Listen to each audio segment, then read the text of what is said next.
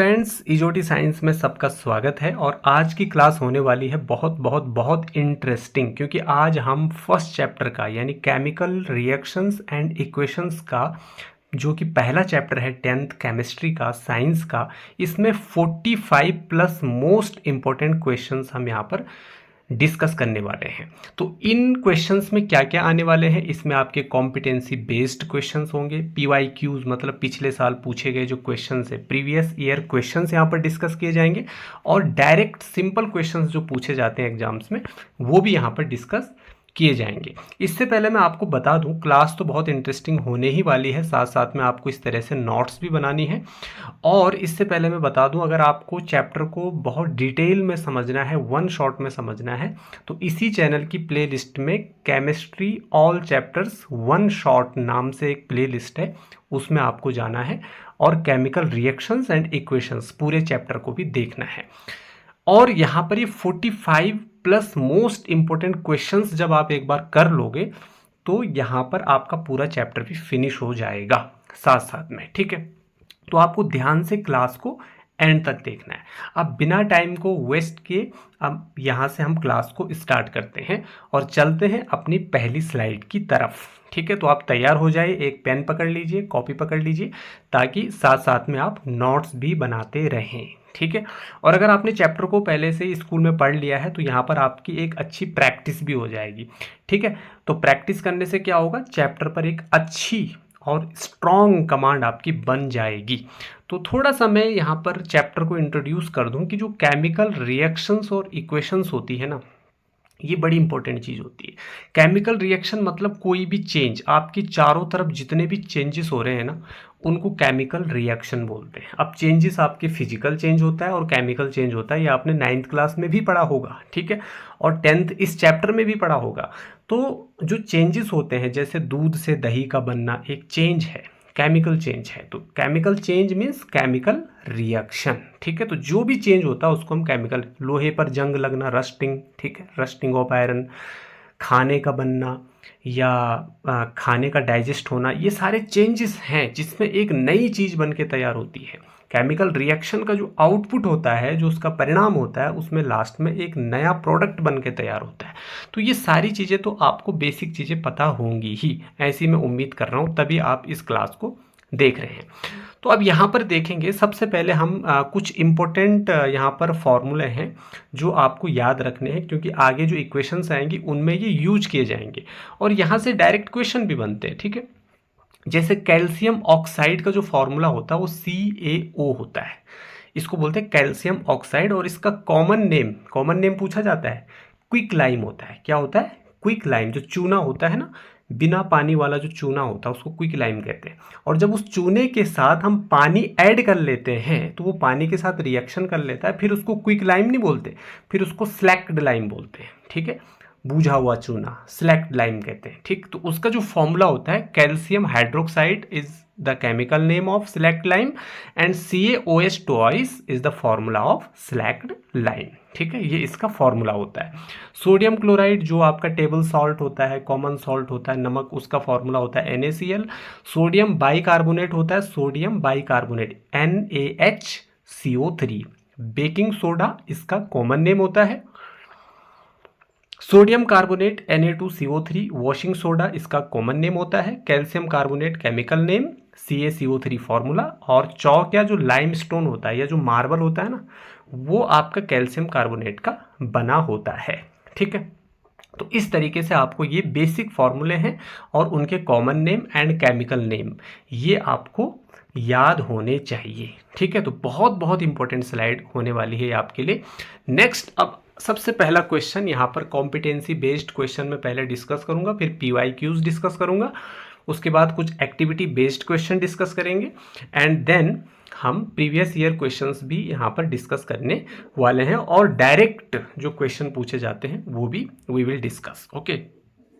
तो सबसे पहला क्वेश्चन और simple question, right a balanced chemical equation for the reaction between calcium carbonate and dilute hydrochloric acid. जब आपके पास इस तरह के क्वेश्चन आते हैं तो इनको करने का तरीका क्या है, देखो कैल्शियम कार्बोनेट का फॉर्मूला आपको याद होना चाहिए, अभी मैंने बताया CaCO3, और हाइड्रोक्लोरिक एक एसिड होता है, फॉर्मूला HCl होता है। तो इन दोनों कंपाउंड्स के जो फॉर्मूला है वो आपको याद होना चाहिए, और उस बेसिस पर आपकी रिएक्शन बन जाएगी, ठीक है, जो इक्वेशन होगी। तो उसके लिए आपको बैलेंस्ड केमिकल इक्वेशन लिखनी है। आई होप कि आपको बैलेंस्ड केमिकल इक्वेशन आती होगी, नहीं तो आप वो जो मैंने स्टार्टिंग में बताया वन शॉट वाला जो क्लास है केमिकल रिएक्शंस एंड इक्वेशंस की, उसको आप देख सकते हैं। तो वहाँ पर डिटेल से बताया गया है इक्वेशन को बैलेंस कैसे करते हैं। रिएक्टेंट्स का जो मास होता है वो प्रोडक्ट के मास के बराबर होना चाहिए, या जो नंबर ऑफ रिएक्टेंट्स होते हैं वो नंबर ऑफ प्रोडक्ट के बराबर होने चाहिए, इक्वल होने चाहिए, तभी उस रिएक्शन को आप बैलेंस्ड केमिकल इक्वेशन कह सकते हैं। तो कैल्शियम कार्बोनेट का फॉर्मूला आपको पता ही होगा भैया, CaCO3। तो आंसर क्या होगा, कैल्शियम कार्बोनेट जब रिएक्ट करता है ना डाइल्यूट हाइड्रोक्लोरिक एसिड के साथ, ओके, एसिड के साथ, तो क्या प्रोड्यूस करता है, कैल्शियम क्लोराइड। क्या बनता है यहाँ पर, calcium chloride, carbon dioxide gas and water, ये कॉमन है। और ये टिपिकल एसिड कार्बोनेट रिएक्शन है। टिपिकल मतलब ये एक ऐसी इक्वेशन है, एक ऐसी केमिकल रिएक्शन है जिसमें तीन चीजें तो डेफिनेटली बनती है। क्या क्या, एक सॉल्ट बनता है, एक आपका CO2 गैस बनती है, और एक आपका H2O, ठीक है, ये इसका प्रोडक्ट है। तो CaCO3 calcium carbonate, HCl hydrogen chloride, ठीक है, एक एसिड है, दोनों के बीच में रिएक्शन हुआ तो क्या बना, calcium chloride, CO2 and H2O। और ये बैलेंस्ड है। बैलेंस कैसे आपको पता चला है कि बैलेंस है, देखिए आप पहले रिएक्टेंट में देखिए, कैल्शियम एक है, इधर भी एक है, यहाँ पर कार्बन एक है, इधर भी एक है, यहाँ पर ऑक्सीजन 3 है, और इधर भी 2 ये हो गए और एक ये हो गया 3, ठीक है। यहाँ पर हाइड्रोजन 2 है और इधर भी 2 है, H2 लिखा हुआ है। यहाँ पर क्लोरीन कितने हैं, रिएक्टेंट साइड में क्लोरीन यहाँ पर देखा जाए तो 2 हैं, और यहाँ पर भी Cl2 लिखा हुआ है, मतलब 2 हैं। तो इस तरीके से ये बैलेंस्ड केमिकल इक्वेशन है, जो कि आपको क्वेश्चन में पूछा गया था कि आपको बैलेंस्ड केमिकल इक्वेशन लिखनी है, ठीक है। और यहाँ पर अगर एक्सप्लेनेशन, इतना बड़ा आपको एग्जाम में नहीं लिखना, एग्जाम में तो यही लिखना है आपको, और ये भी देख लीजिए आंसर कैसे लिखा जाता है, ठीक है। एक सिस्टमेटिक वे में जब आंसर लिखते हो तो आपको नंबर अच्छे मिल जाते हैं। एक्सप्लेनेशन की बात करें तो calcium carbonate is a base, calcium carbonate एक बेस है भैया, क्या है, एक बेस है। और हाइड्रोक्लोरिक एसिड एक क्या है, एक एसिड है।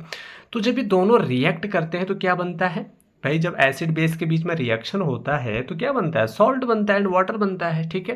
तो यहाँ पर सॉल्ट और वाटर तो बन ही रहा है, ठीक है। न्यूट्रलाइजेशन रिएक्शन आपने पढ़ा होगा छोटी क्लासेस में। तो ये दोनों के बीच में रिएक्शन होता है, तो यहाँ पर कार्बन डाइऑक्साइड गैस जो है वो रिलीज होती है, और यहाँ पर bubbling and fizzing sound produce होता है। फिजिंग साउंड, जैसे बुलबुले जब उठते हैं ना तो उसका जो साउंड निकलता है, that is called fizzing sound. तो this reaction is important as it shows how carbonate react with acids to release CO2 gas, ठीक है। तो ये तो एक्सप्लेनेशन हो गया इस क्वेश्चन, इस आंसर का, ठीक है। आंसर तो ये है आपका। अब चलते हैं नेक्स्ट क्वेश्चन की तरफ। तो यहाँ पर क्वेश्चन क्या पूछ रहा है कि how will you show that oxygen is necessary for combustion. देखो भाई, आप आग जलाओगे, ठीक है, तो आपको क्या करना पड़ेगा, आपको क्या चाहिए आग जलाने के लिए, केवल माचिस चाहिए क्या, नहीं, केवल मैच स्टिक से काम नहीं चलेगा, आपको हवा चाहिए, आपको ऑक्सीजन चाहिए। ऑक्सीजन के बिना आप आग नहीं जला सकते। तो कंबशन मतलब किसी चीज़ का जलना, ठीक है ना, दहन होना, ठीक है। तो दहन के लिए, कंबशन के लिए आपको ऑक्सीजन जरूरी है, बहुत बहुत ज़्यादा ज़रूरी है, तभी आप आग जला सकते हैं, ठीक है। तो यहाँ पर आपको एक एक्सपेरिमेंट करना है कि light a candle and cover it with a glass jar, ठीक है।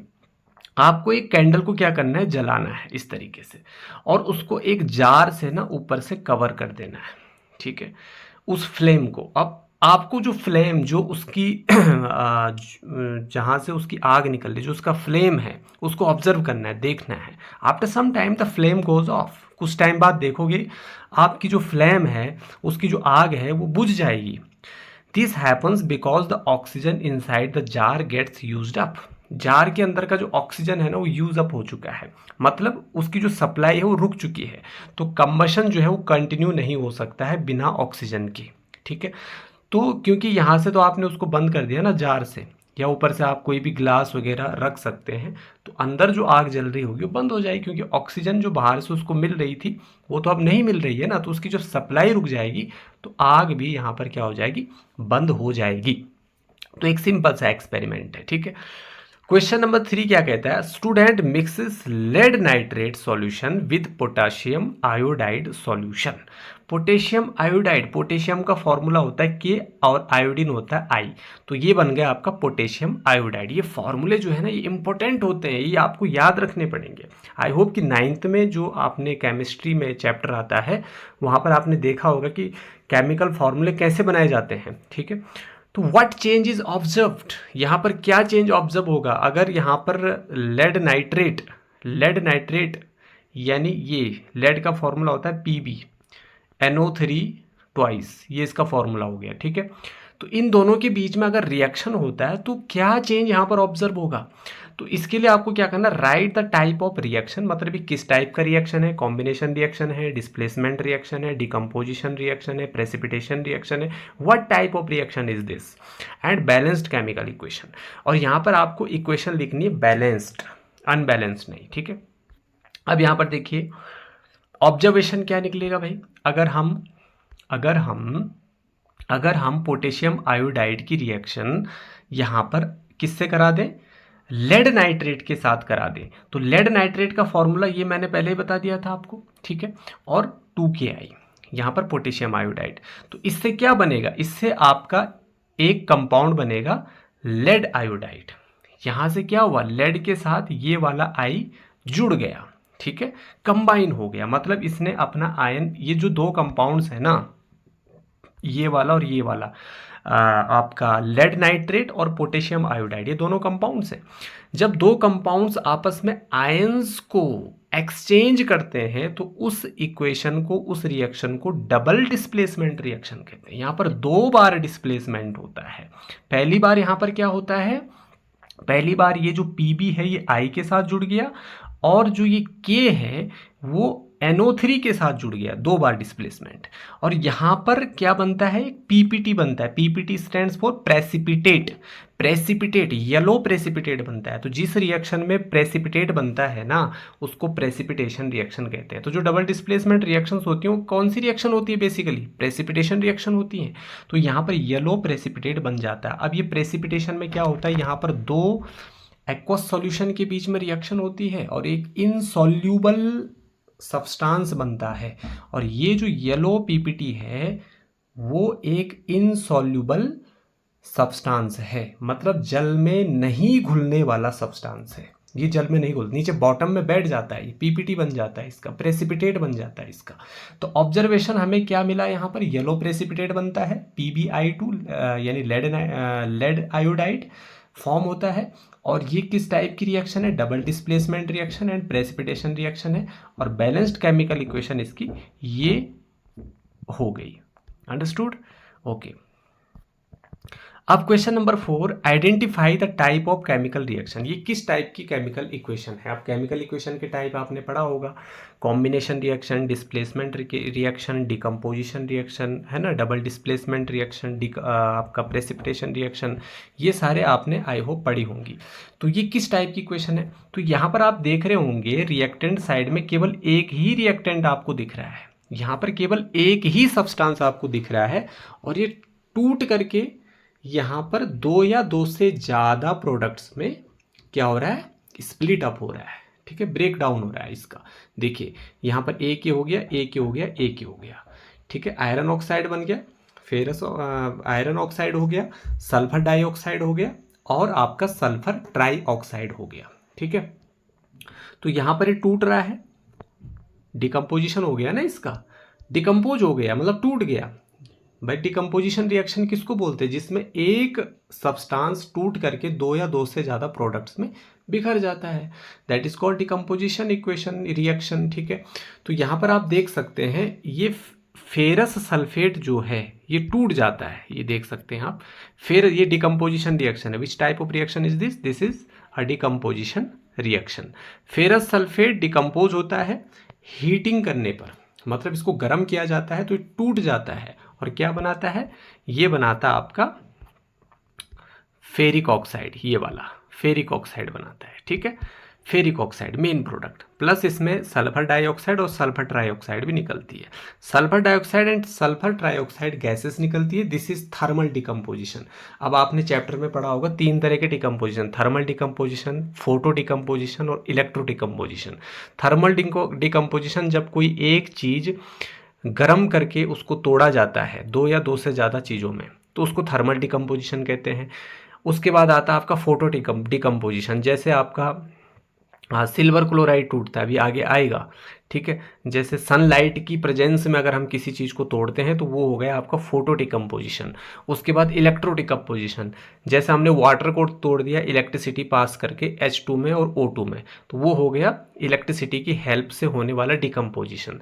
तो ये कौन सा डिकम्पोजिशन है, ये हीट की हेल्प से हो रहा है, गर्म करके हो रहा है, इसीलिए है आपका thermal decomposition. Thermal means heat, ठीक है ना।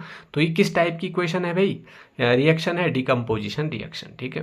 Question number 5, a white powder is heated strongly, एक वाइट कलर का पाउडर है, उसको हमने स्ट्रांगली हीट किया, गर्म किया, और उससे एक येलो रेजिड्यू जो है रिलीज हुआ। येलो रेजिड्यू मतलब उसमें जो अवशेष बचा हुआ जो पार्ट है वो येलो कलर का था, वो बच गया, ठीक है। और साथ में क्या रिलीज हुई, एक रेडिश और ब्राउन कलर की गैस निकली, रेडिश एंड ब्राउन गैस निकली। तो यहाँ पर आपको आइडेंटिफाई करना है इस कंपाउंड को जिसको हमने हीट किया, बहुत स्ट्रांगली जिसको हीट किया हमने, और ये जो येलो रेजिड्यू है इसको भी आपको आइडेंटिफाई करना है, और इसकी आपको रिएक्शन भी लिखनी है। तो वो जो अभी मैंने थोड़ी देर पहले आपको ये बताया था, ये जो येलो कलर का ये जो वाइट पाउडर है जिसको हमने हीट किया, ये वाइट पाउडर क्या है, ये है लेड नाइट्रेट, PbNO3 ट्वाइस, ठीक है। और रिएक्शन क्या बनेगा इसका, देखो यहाँ पर भी डिकम्पोजिशन हो रहा है कि नहीं हो रहा है। तो यहाँ पर लेड आयोडाइड बन रहा है आपका, येलो कलर का जो यहाँ पर पूछ रहा है, येलो रेजिड्यू जो बच जाता है उसमें, वो येलो क्या है, वो ये है लेड आयोडाइड, और जो वाइट पाउडर वो क्या है, लेड नाइट्रेट, ठीक है। और प्लस क्या बना, जो रेडिश ब्राउनिश और रेडिश कलर की जो गैस निकली उसमें, वो क्या बनी भैया, वो थी आपकी नाइट्रोजन डाइऑक्साइड NO2, प्लस इसमें ऑक्सीजन भी निकलता है। तो आई होप ये छोटा सा आंसर है, क्वेश्चन इतना बड़ा, और इस बड़े क्वेश्चन को देख के घबराना नहीं है बिल्कुल भी, ये इसका आंसर हो गया, ठीक है जी। उसके बाद अगला question, why is it is advised to store silver chloride in dark colour बोतल। जो सिल्वर क्लोराइड होता है, सिल्वर मतलब होता है Ag, क्लोराइड मीन्स Cl, तो सिल्वर क्लोराइड का फॉर्मूला हो गया AgCl। तो सिल्वर क्लोराइड जो है इसको हम डार्क कलर की बोतल में क्यों रखते हैं, क्यों उसमें स्टोर किया जाता है, इसको आपको केमिकल इक्वेशन से एक्सप्लेन करना है। तो यहाँ पर क्या होता है कि जो सिल्वर क्लोराइड होता है ना, जब अगर आप इसको लाइट में रख दोगे तो फोटो डिकम्पोजिशन हो जाएगा, वो टूट जाएगा सिल्वर और क्लोरीन में, इस तरीके से Ag+Cl2 में वो टूट जाएगा, अंडरस्टूड, ये बैलेंस कर दिया मैंने, ठीक है, इसमें टूट जाएगा।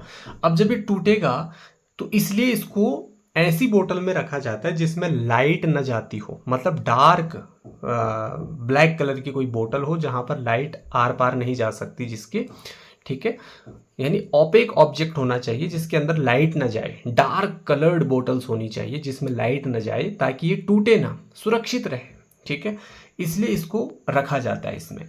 तो यहाँ पर देख सकते हैं रीज़न सिंपल है कि सिल्वर क्लोराइड जो है वो डिकम्पोज हो जाता है सनलाइट की प्रेजेंस में। देख लीजिए ये आपका उसकी रिएक्शन भी है, ये सिल्वर और क्लोराइड में टूट जाएगा, इसलिए इसको डार्क कलर्ड बोटल्स में रखा जाता है स्टोर करके, ठीक है। क्वेश्चन नंबर 7 है, दिस इज अ फोटोकेमिकल अच्छा सॉरी, ये तो ये वाला हो गया, इसका एक्सप्लेनेशन हो गया, यहाँ पर ये क्वेश्चन इसको मिटा दीजिए, ठीक है। Photo decomposition reaction, dark bottles prevent exposure to light and thus preserve the compound, ठीक है, उसके अंदर कंपाउंड रख के वो प्रिजर्व रहता है जो सिल्वर क्लोराइड होता है, ठीक है। State the type of reaction and identify oxidize and reduced substances in the following. अच्छा, दो चीज़ें होती है, एक ऑक्सीडेशन होता है, एक रिडक्शन होता है, आपको पता होगा। ये दोनों इक्वेशन क्या होती है, ऑक्सीजन का जुड़ना ऑक्सीडेशन और उसका रिमूव होना रिडक्शन।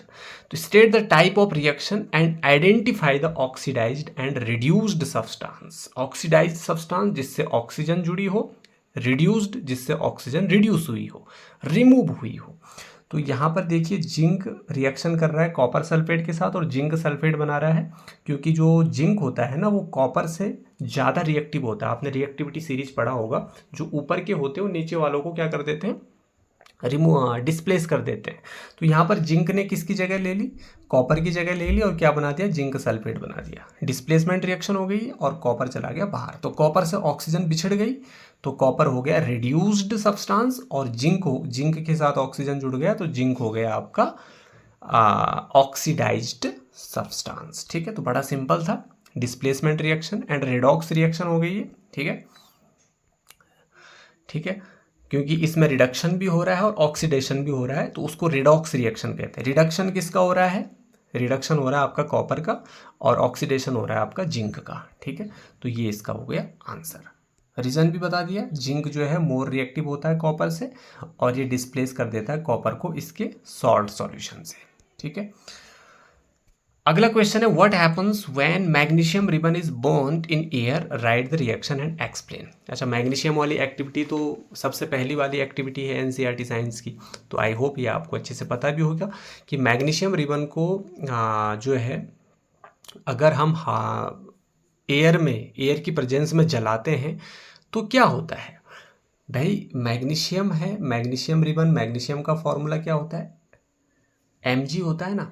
अगर इसको आप ऑक्सीजन के साथ रिएक्ट करा दो, ठीक है, तो क्या बनता है, MgO बनता है, मैग्नीशियम ऑक्साइड बनता है, वाइट कलर का पाउडर होता है ये। ठीक है, तो इस तरीके से ये हो गई इसकी इक्वेशन, बैलेंस्ड इक्वेशन। और magnesium Burns with dazzling white flame, dazzling मतलब चमकदार लाइट, बहुत तेज लाइट आती है इससे वाइट कलर की, वाइट कलर का फ्लेम।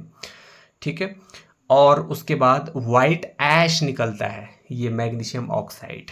ठीक है, तो दिस इज कॉम्बिनेशन रिएक्शन, ये कॉम्बिनेशन रिएक्शन है क्योंकि इसमें दो सब्सटेंस, दो रिएक्टेंट्स आपस में मिल रहे हैं और एक प्रोडक्ट बना रहे हैं। तो this is combination reaction and also exothermic, क्योंकि एक्सोथर्मिक रिएक्शन जिसमें ना हीट निकलती है, बहुत ज़्यादा हीट जिसमें रिलीज होती है उसको कहते हैं एक्सोथर्मिक रिएक्शन। ठीक है, अगला question, a student adds a small amount of dilute hydrochloric acid to zinc granules. तो ये भी एक एक्टिविटी बेस्ड हो गया, क्योंकि ये एक्टिविटी से पूछा गया क्वेश्चन है, इसकी एक एक्टिविटी भी है आपकी, है ना। तो यहाँ पर आपने क्या किया, यहाँ पे आपने हाइड्रोक्लोरिक एसिड लिया और हाइड्रोक्लोरिक एसिड में आपने जिंक डाल दिया, जिंक के ग्रेन्यूल्स डाल दिए। तो क्या ऑब्जर्वेशन यहाँ से निकलता है, और साथ में इसकी आपको रिएक्शन भी लिखनी है। तो अगर आप जिंक की रिएक्शन किसके साथ कराओगे, हाइड्रोक्लोरिक एसिड के साथ कराओगे यहाँ पर, तो यहाँ पर बनेगा आपका जिंक क्लोराइड। क्या बनेगा, जिंक क्लोराइड। ठीक है, ये देख सकते हैं आप, जिंक क्लोराइड। तो और हाइड्रोजन गैस भी यहाँ पर निकलेगी। अब हाइड्रोजन गैस कब रिलीज होती है ये भी आप समझ लीजिए, जब कोई मेटल की रिएक्शन आपकी एसिड के साथ होती है तो हमेशा हाइड्रोजन गैस रिलीज होती है। तो यहाँ पर जिंक एक मेटल हो गया, HCl हाइड्रोजन क्लोराइड एक एसिड हो गया, इसको किंग ऑफ एसिड भी बोला जाता है, अम्लों का राजा। तो जिंक क्लोराइड बन गया और H2 गैस यानी कि हाइड्रोजन यहाँ से रिलीज हो गई। तो ऑब्जर्वेशन क्या निकला, bubbles of hydrogen gas form, यहाँ पर हाइड्रोजन गैस के बबल्स फॉर्म होते हैं और हाइड्रोजन गैस निकलती है, क्योंकि जिंक मेटल है और जब मेटल्स की एक रिएक्शन हम एसिड के साथ कराते हैं तो क्या बनता है आपका हाइड्रोजन गैस तो रिलीज होती है, लेकिन यहाँ पर एक सॉल्ट भी बनता है, जिंक क्लोराइड। तो डिस्प्लेसमेंट रिएक्शन है क्योंकि यहाँ पर जिंक ने हाइड्रोजन की जगह ली, because zinc is more reactive than hydrogen. ठीक है, और ये एक रिडॉक्स रिएक्शन है। ठीक है, रिडॉक्स, क्योंकि हाइड्रोजन का जुड़ना रिडक्शन और हटना ऑक्सीडेशन, ये भी एक मतलब डेफिनेशन होती है ऑक्सीडेशन और रिडक्शन की। ठीक है, तो आई होप ये भी आप समझ गए होंगे। नेक्स्ट आपका रस्टिंग ऑफ आयरन एक रिडॉक्स रिएक्शन है, इसको एक्सप्लेन करना है। Explain how rusting of iron is a redox reaction. तो यहां पर आप देखिए, देखो जब आप लोहे को बाहर छोड़ देते हो तो उसमें नमी लग जाती है ना, और नमी में वाटर भी होता है, हवा भी होती है, ऑक्सीजन भी होती है, तो उसके साथ जो है ना आयरन रिएक्ट कर लेता है और क्या बनाता है यहाँ पर, आयरन ऑक्साइड बना देता है, आयरन ऑक्साइड बना देता है, FeOH थ्राइस, ये वाला आयरन ऑक्साइड, Fe2O3 सॉरी, ठीक है।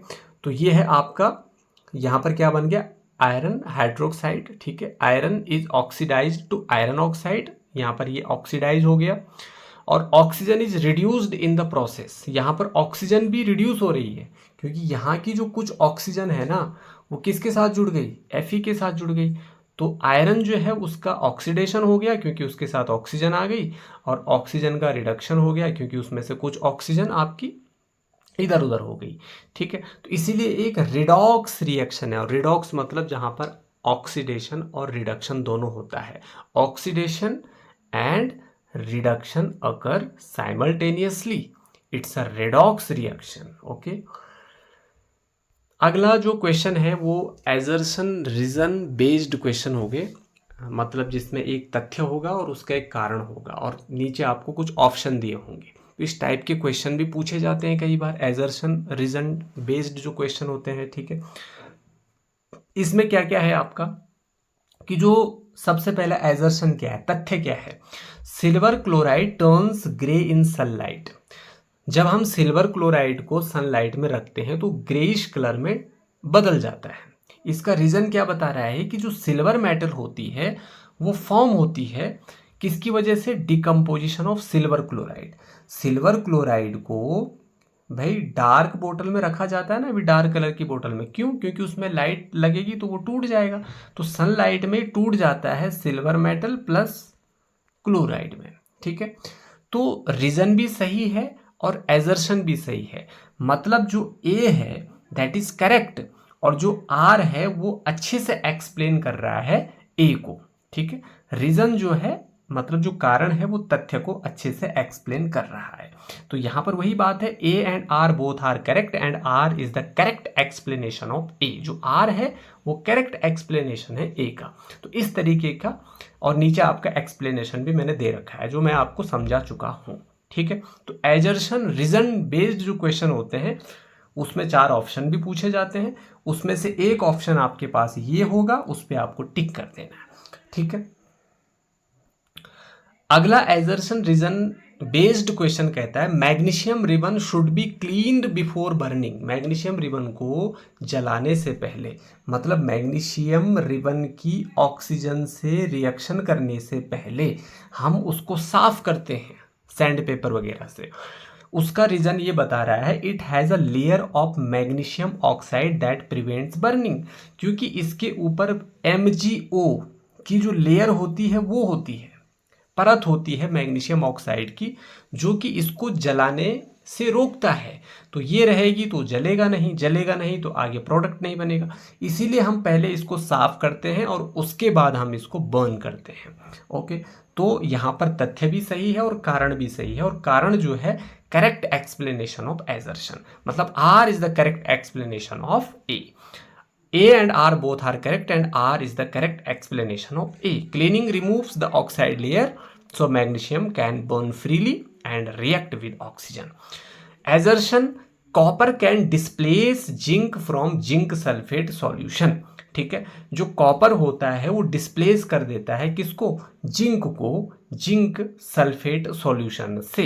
तो भैया इसका रीजन ये बता रहा है कि copper is more reactive then zinc. दोनों ही गलत है, क्योंकि जिंक कॉपर से ज़्यादा रिएक्टिव होता है, वो रिएक्टिविटी सीरीज में नीचे होता है, जिंक ऊपर होता है, और ये वाला भी गलत है। तो बोथ आर इनकरेक्ट, ठीक है, बोथ आर इनकरेक्ट। हाँ, अगर यहाँ पर ये होता है zinc can displace copper from copper sulphate solution and zinc is more reactive than copper, तब दोनों सही हो जाते, लेकिन यहाँ पर अभी दोनों गलत हैं, तो इसीलिए यहाँ पर लिखा हुआ है A is false, R is false, ठीक है।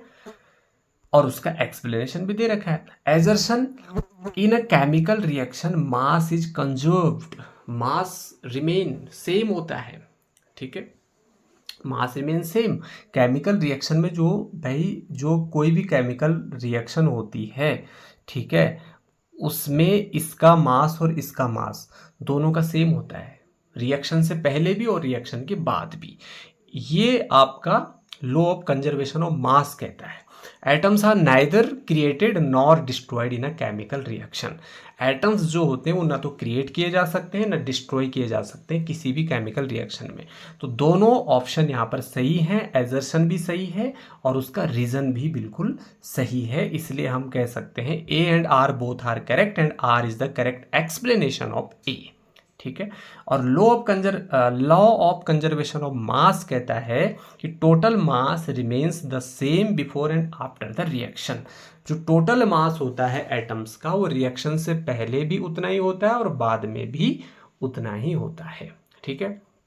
Assertion, combustion of methane is a redox reaction और methane gets oxidised and oxygen gets reduced.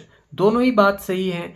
A and R both are correct and R is the correct explanation of A, क्योंकि oxidation किसका होता है, carbon का होता है CO2 में और रिडक्शन O2 का होता है H2O में।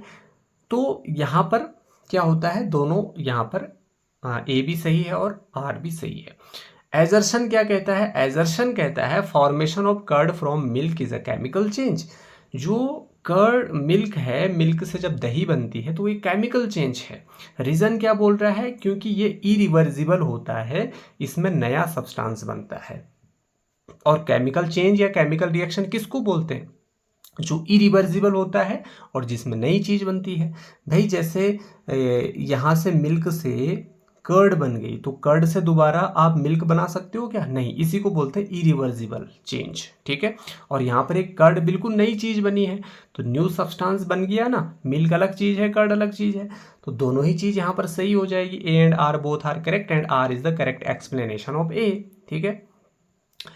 Precipitation is a physical change, ये बोल रहा है प्रेसिपिटेशन फिजिकल चेंज है, it does not involve any chemical reaction. भाई दोनों ही चीज़ गलत है, क्योंकि प्रेसिपिटेशन में कोई पीपीटी बनती है, प्रेसिपिटेट बनता है जो कि एक नई चीज़ होती है, और नई चीज़ किस में बनता है, नया सब्सटेंस आपका केमिकल चेंज में बनता है। और ये क्या बोल रहा है, this is a physical change, that is wrong. और ये रॉन्ग तो उसका रीज़न भी बिल्कुल wrong.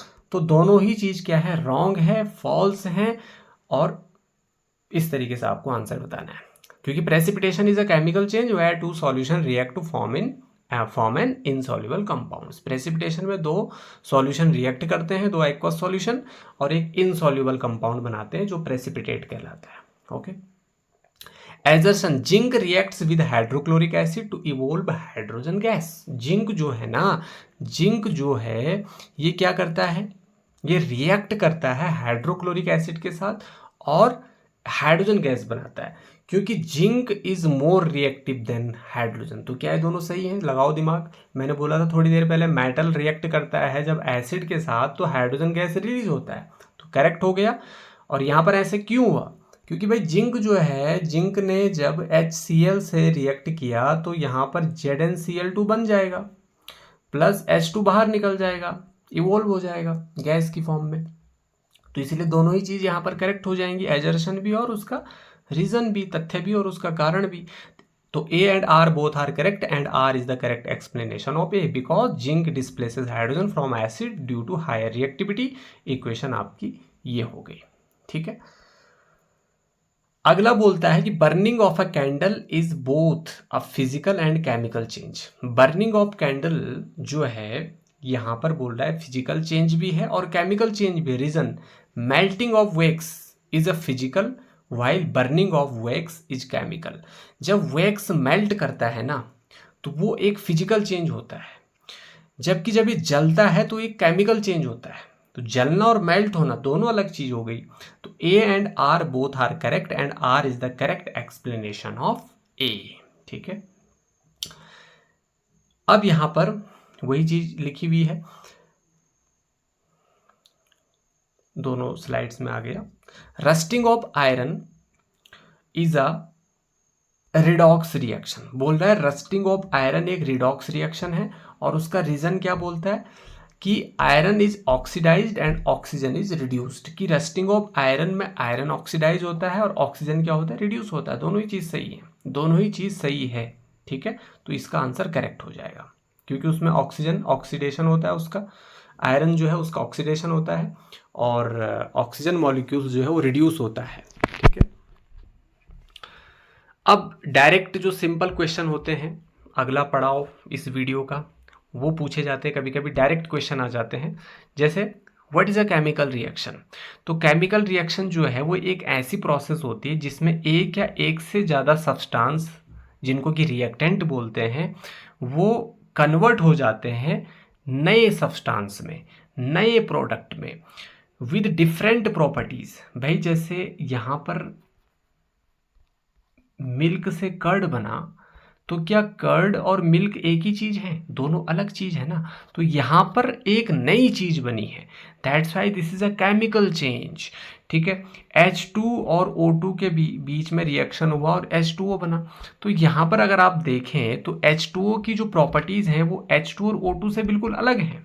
H2O is liquid and H2 is a gas, similarly O2 is a gas. ठीक है, तो इस तरीके से आपको समझना है। जैसे एग्जांपल यहाँ पर बर्निंग ऑफ मैग्नीशियम है। बर्निंग ऑफ मैग्नीशियम में क्या होता है कि मैग्नीशियम एक मेटल है, ऑक्सीजन आपको पता है एक गैस है, लेकिन इससे एक पाउडर बनता है MgO, मैग्नीशियम ऑक्साइड। तो मैग्नीशियम ऑक्साइड एक नया सब्सटेंस हो गया, इसलिए केमिकल चेंज है, केमिकल रिएक्शन है, और इसकी जो प्रॉपर्टीज होंगी इससे और इससे बिल्कुल अलग होंगी। That's why this is a chemical reaction, this is a chemical change. ठीक है, केमिकल रिएक्शन का मतलब केमिकल चेंज। ठीक, अब right the chemical equation for the reaction of zinc with hydrochloric acid. कई बार पीछे भी आ चुका है ये, इसी वीडियो में मैंने आपको इसको डिस्कस कर दिया कि जब जिंक यानी मेटल हाइड्रोक्लोरिक एसिड यानी एसिड से रिएक्ट करता है तो सॉल्ट तो बनता ही है, जिंक क्लोराइड, लेकिन साथ में ही हाइड्रोजन गैस इज इवोल्व्ड। ठीक है, यहाँ पर हाइड्रोजन गैस बनती है क्योंकि जिंक जो है हाइड्रोजन को क्या कर देता है, डिस्प्लेस कर देता है हाइड्रोक्लोरिक एसिड से, क्योंकि वो ज़्यादा रिएक्टिव होता है। अगला है बैलेंस्ड केमिकल इक्वेशन किसे कहते हैं? तो an equation in which the number of atoms of each element is the same on both sides of the equation is called a balanced equation. जैसे यहाँ पर आयरन ने सल्फर के साथ रिएक्ट किया तो FeS बनाया। ठीक है, यहाँ पर आयरन एक है, इधर भी एक है, इधर S एक है, इधर भी एक है। ये हो गई आपकी बैलेंस्ड केमिकल इक्वेशन। ऐसी बहुत सारी इक्वेशंस हैं आपकी चैप्टर्स में, उनको निकालिए और प्रैक्टिस करिए। इस पर मैंने वीडियो भी बना रखा है, इसी चैनल पर आपको मिल जाएगा। जो मैंने चैप्टर पूरा डिस्कस किया है केमिकल रिएक्शन एंड इक्वेशंस, उसमें पूरी ये सारी चीज़ें डिस्कस हो रखी हैं, वहीं से आप प्रैक्टिस कर सकते हैं। Why should magnesium ribbon be clean before burning in air? इसका आंसर आप खुद बताइए, पहले भी मैं डिस्कस कर चुका हूँ। Remove the protective layer. जो उसमें जो एक प्रोटेक्टिव लेयर होती है मैग्नीशियम ऑक्साइड का, उसको रिमूव करने के लिए हम उसको सैंड पेपर वगैरह से साफ करते हैं और उसके बाद उसको जलाते हैं। ठीक है, what is a precipitation reaction? Give one example. Precipitation reaction क्या होता है? जिसमें दो सॉल्यूशन रिएक्ट करते हैं और एक इनसॉल्युबल सॉलिड बनाते हैं। जैसे यहाँ पर सोडियम सल्फेट बेरियम क्लोराइड के साथ रिएक्ट कर रहा है, दोनों एक्वस फॉर्म में होंगे। ठीक है, एक्वस फॉर्म में होंगे ये भी और ये भी। तो एक्वस मतलब पानी होगा, सॉल्यूशन होंगे दोनों, तो इससे एक इनसॉल्युबल सॉल्ट बन जाएगा बेरियम सल्फेट। तो ये हो गया आपका PPT यानी कि प्रेसिपिटेट, और यहाँ पर एक सॉल्ट बन गया सोडियम क्लोराइड। तो जिसमें प्रेसिपिटेट बनता है, इनसॉल्युबल सॉलिड बनता है, ये इनसॉल्युबल सॉलिड बनता है, दैट इज कॉल्ड प्रेसिपिटेट। उसको बोलते हैं बच्चों प्रेसिपिटेशन रिएक्शन। ठीक है, define oxidation and reduction with example. अच्छा, ऑक्सीडेशन क्या होता है? गेन ऑफ ऑक्सीजन या लॉस ऑफ हाइड्रोजन। किसी कंपाउंड से, किसी सब्सटेंस से ऑक्सीजन का जुड़ना या हाइड्रोजन का बिछुड़ना, ये होता है ऑक्सीडेशन। यहाँ पर कॉपर के साथ ऑक्सीजन जुड़ गया तो कॉपर का ऑक्सीडेशन हो गया कॉपर ऑक्साइड में। रिडक्शन क्या होता है? लॉस ऑफ ऑक्सीजन, ऑक्सीजन का बिछुड़ना, या गेन ऑफ हाइड्रोजन, हाइड्रोजन का जुड़ना, हाइड्रोजन का पाना, तो उसको हम बोलते हैं रिडक्शन। यहाँ पर देखिए कॉपर ऑक्साइड है, तो कॉपर ऑक्साइड का क्या हो गया? यहाँ पर रिडक्शन हो गया, और हाइड्रोजन का क्या हो गया? ऑक्सीडेशन हो गया, क्योंकि उसके साथ ऑक्सीजन जुड़ गई। ठीक है, यहाँ पर आप देख सकते हैं, और कॉपर से ऑक्सीजन यहाँ पर बिछुड़ गई, देख सकते हैं आप, कॉपर अकेला रह गया बेचारा, तो उसका रिडक्शन हो गया। ठीक है, और जब दोनों चीज़ें एक ही इक्वेशन में साथ साथ होती है तो उसको रेडॉक्स बोलते हैं। अब कोरोजन क्या होता है? देखो, कोरोजन वो प्रोसेस होती है जहां पर मेटल्स ग्रेजुअली ना डिस्ट्रॉय होते हैं, खराब होते हैं। किसकी वजह से वो रिएक्ट कर देते हैं, किसके साथ, सब्सटेंस के साथ जो एनवायरनमेंट में होता है, जैसे एयर के साथ या वाटर के साथ, नमी के साथ, है ना। जैसे आप लोहे को खुले आसमान के नीचे छोड़ दोगे तो उसमें नमी लग जाएगी, मॉइस्चर लग जाएगा, नमी लग जाएगी, और साथ में वो ऑक्सीजन के साथ रिएक्ट कर जाएगा, ठीक है, और क्या बना देगा, रस्ट बना देगा। रस्ट यानी जंग बना देगा, ठीक है, जंग लग जाता है उस पर, उसको बोलते हैं कोरोजन, ठीक है। अब रेंसिडिटी क्या होता है और इससे हम how can it be prevented, कैसे बच सकते हैं हम इससे। अच्छा, रेंसिडिटी क्या होता है, खाना वगैरह आपका कभी ना कभी खराब हुआ होगा। Rancidity is the condition produced by the oxidation of fats and oils. Oil और फैट से बनी हुई जो चीज़ें होती है ना, इसीलिए तो जो कुरकुरे और चिप्स वगैरह आते हैं ना, उनके अंदर उनके पैकेट ऐसे, उसके अंदर हवा भरी होती है। वो कौन सी गैस होती है, नाइट्रोजन गैस होती है, ठीक है। अगर उस हवा को आप निकाल दोगे तो जो फैट और ऑयल है ना उसमें, वो क्या कर देगा, वो क्या कर देगा, उसका ऑक्सीडेशन हो जाएगा, मतलब वो बाहर की ऑक्सीजन के साथ रिएक्ट कर देगा और उसमें से एक बैड स्मेल आने लग जाएगी, बहुत बैड स्मेल आने लग जाएगी, और उसका जो टेस्ट है वो भी अजीब सा, खराब सा टेस्ट आने लग जाएगा। तो इसको बोलते हैं रेंसिडिटी। तो बाय एडिंग एंटीऑक्सीडेंट, हम एंटीऑक्सीडेंट वगैरह ऐड कर लेते हैं उसमें, जो उसको एंटीऑक्सीडेंट एंटीऑक्सीडेंट्स का मतलब हो गया जो ऑक्सीडेशन से उसको बचाए, जो ऑक्सीजन के साथ उसको रिएक्ट ना होने दे। एयर टाइट कंटेनर्स, मतलब जिसके अंदर एयर ना जाए, ठीक है ना, ऐसे कंटेनर में हम उसको क्या करते हैं, स्टोर करते हैं। रेफ्रिजरेटर में भी आप इसीलिए चीज़ों को रखते हो ताकि वो ऑक्सीडेशन से बच सके, ठीक है, रेंसिडिटी से बच सके, ठीक है। Give an example each of combination and decomposition reaction. Combination क्या होता है, जिसमें दो या दो से ज़्यादा कंपाउंड या सब्सटेंसेस आपस में मिलते हैं और एक नया प्रोडक्ट बनाते हैं। तो यहाँ पर कॉपर ऑक्साइड वाटर के साथ रिएक्ट कर रहा है और कैल्शियम हाइड्रोक्साइड बना रहा है, सॉरी, कैल्शियम ऑक्साइड वाटर के साथ रिएक्ट कर रहा है और कैल्शियम हाइड्रोक्साइड बना रहा है। डिकम्पोजिशन में यहाँ पर लेड नाइट्रेट, लेड आयोडाइड और नाइट्रोजन डाइऑक्साइड एंड ऑक्सीजन में टूट रहा है, क्योंकि यहाँ पर एक सब्सटेंस दो या दो से ज़्यादा चीज़ों में टूट जाता है, ठीक है, तो उसको डिकम्पोजिशन रिएक्शन कहते हैं। डिकम्पोज मतलब टूटना, ब्रेक डाउन, ठीक है। Why are chemical equation balanced, क्यों जरूरत है हमको केमिकल इक्वेशन को बैलेंस करने की। To follow the law of conservation of mass. Law of conservation of mass क्या कहता है कि atoms are neither created nor destroyed, ना तो इसको क्रिएट किया जा सकता है ना इसको बर्बाद किया जा सकता है, डिस्ट्रॉय किया जा सकता है। During a chemical reaction so both sides must have equal atoms, दोनों साइड इक्वल होना चाहिए। जो बैलेंस्ड केमिकल इक्वेशन होती है ना, उसमें दोनों side, RHS left hand side, right hand side and LHS left hand sides, both should be equal, ठीक है। तो इसीलिए इनको जरूरी है ताकि हम लॉ ऑफ कंजर्वेशन ऑफ मास को फॉलो कर सकें। अब PYQs है भाई, प्रीवियस ईयर क्वेश्चंस पूछे गए हैं, बड़े इंपॉर्टेंट है। पहला है what happens when quick lime is added to water. क्या होता है अगर हम क्विक लाइम को वाटर में ऐड करते हैं। चूना जो होता है ना, चूना, उसको बोलते हैं quick lime. Right the chemical equation and name the type of reaction. Chemical equation लिखना है और किस टाइप की रिएक्शन है वो लिखना है। CBSE 2020 में ये क्वेश्चन पूछा गया है, ठीक है।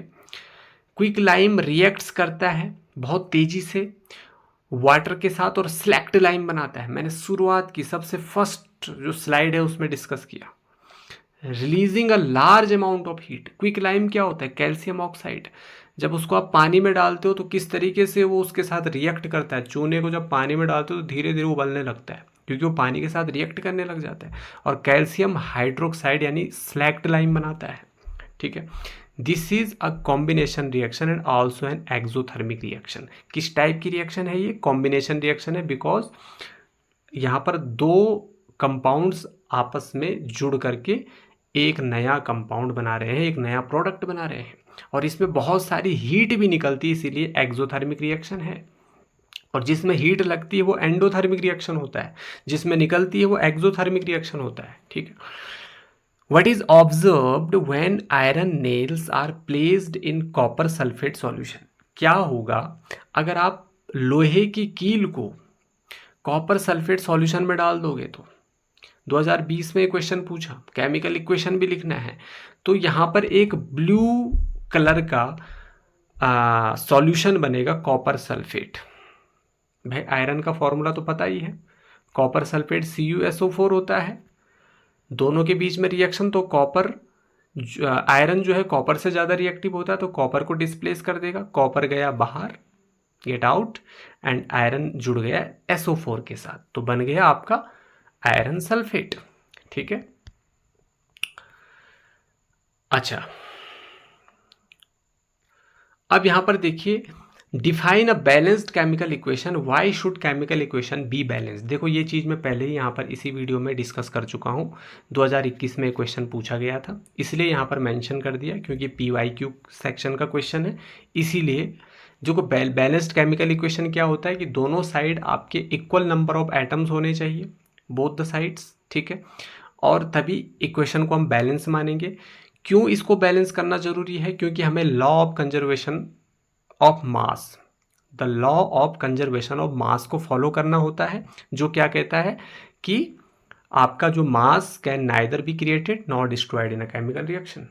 ठीक है, मास को ना तो बनाया जा सकता है और ना उसको इधर उधर कुछ भी नहीं किया जाता। आप मास के साथ कुछ नहीं कर सकते हो, वो उतना ही रहेगा केमिकल रिएक्शन में। ठीक है, 2021 में क्वेश्चन पूछा गया है, what is observed when carbon dioxide is passed through lime water. जब कार्बन डाइऑक्साइड को लाइम वाटर से पास किया जाता है तो क्या होता है? तो बड़ी इंटरेस्टिंग चीज होती है। जब लाइम वाटर क्या होता है? कैल्शियम हाइड्रोक्साइड से जब हम when CO2 is passed through lime water it turns milky due to the formation of calcium carbonate। ये दूधिया कलर का हो जाता है जब हम इसमें CO2 को डालते हैं। तो किस वजह से होता है? क्योंकि इसमें कैल्शियम कार्बोनेट का फॉर्मेशन हो जाता है, CaCO3 का फॉर्मेशन हो जाता है। ठीक है, और जब उसी CaCO3 के बाद CaCO3 में हम बहुत ज़्यादा CO2 को, मतलब on passing axis CO2 the solution becomes clear. तो सॉल्यूशन बिल्कुल साफ हो जाता है जब हम उसमें दोबारा CO2 डालते हैं, तो CaCO3 में, तो दोबारा से क्या हो जाता है? बहुत साफ हो जाता है, क्लियर हो जाता है। किसकी वजह से? किसकी वजह से? क्योंकि यहाँ पर कैल्शियम हाइड्रोजन कार्बोनेट बन जाता है, CaHCO3 कैल्शियम हाइड्रोजन कार्बोनेट बन जाता है। ठीक है, तो ये है इसका reason. What is a redox reaction? Give an example. I have also discussed this question. Redox क्या होता है? जहाँ पर रिडक्शन ऑक्सीडेशन एक साथ होता है उसको रिडॉक्स बोलते हैं। जैसे यहाँ पर कॉपर ऑक्साइड H2 के साथ रिएक्ट कर रहा है, तो कॉपर के साथ ऑक्सीजन क्या हो गया? बिछुड़ गया, कॉपर से ऑक्सीजन चला गया किसके पास? हाइड्रोजन के साथ। तो जिससे गया उसका हो गया रिडक्शन। किससे गया? कॉपर से। वो क्या हो गया? रिड्यूस्ड। किस में? कॉपर में। और हाइड्रोजन के साथ ऑक्सीजन आ गया, मतलब जुड़ गया, तो hydrogen is oxidised to H2O means water, isn't it? Okay. Why does silver chloride turn gray in sunlight? Write the chemical equation for the reaction। 2022 में क्वेश्चन पूछा गया है, ये क्वेश्चन भी डिस्कस हो चुका है। सिल्वर क्लोराइड को जब आप सनलाइट में रखते हैं तो फोटो डिकम्पोजिशन हो जाता है, टूट जाता है सिल्वर और क्लोराइड में। ठीक है, क्योंकि सनलाइट उसको तोड़ देती है। किस में? Silver chloride decomposes in sunlight to form silver and chlorine gas. The grey colour is due to the formation of metallic silver. जो उसमें ग्रेइश कलर आता है वो मेटेलिक सिल्वर का होता है, क्योंकि यहाँ पर सिल्वर मेटल फॉर्म हो जाती है, Ag अलग और क्लोरीन बन गई गैस। ठीक है,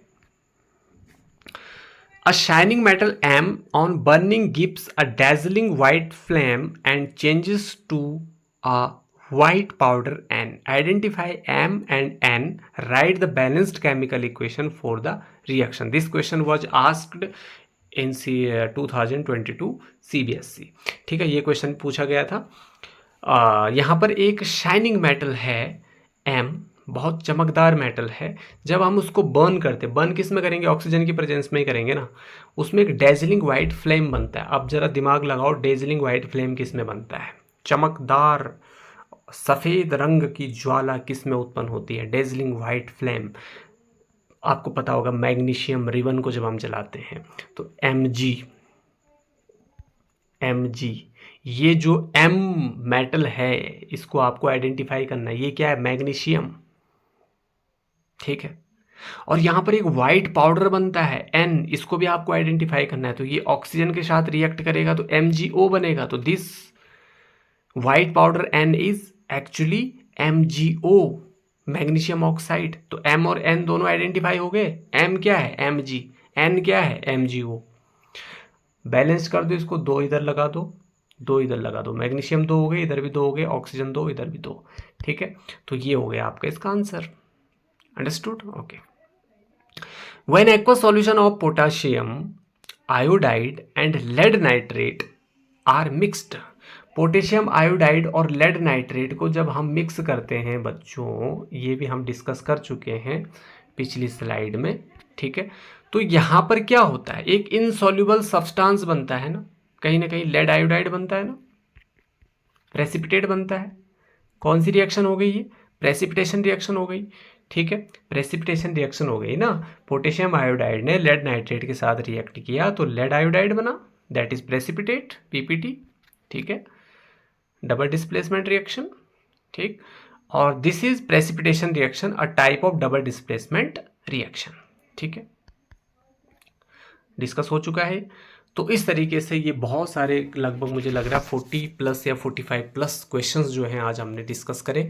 आई होप ये जो क्लास है आपके लिए बहुत बहुत ज़्यादा हेल्पफुल होने वाली है। बस आप इन क्वेश्चंस की बार बार प्रैक्टिस करते जाइए और एक बार चैप्टर को भी पढ़िए, एक बार NCERT को भी पढ़िए। उससे क्या होता है, एक स्ट्रॉन्ग कमांड बनती है आपकी हर एक यूनिट पर, हर एक चैप्टर पर। तो आई होप आज की क्लास आपके लिए बहुत बहुत ज़्यादा हेल्पफुल हुई होगी। मिलते हैं नई और फ्रेश और इसी तरीके की इंटरेस्टिंग क्लास के साथ, तब तक के लिए thank you so much for watching.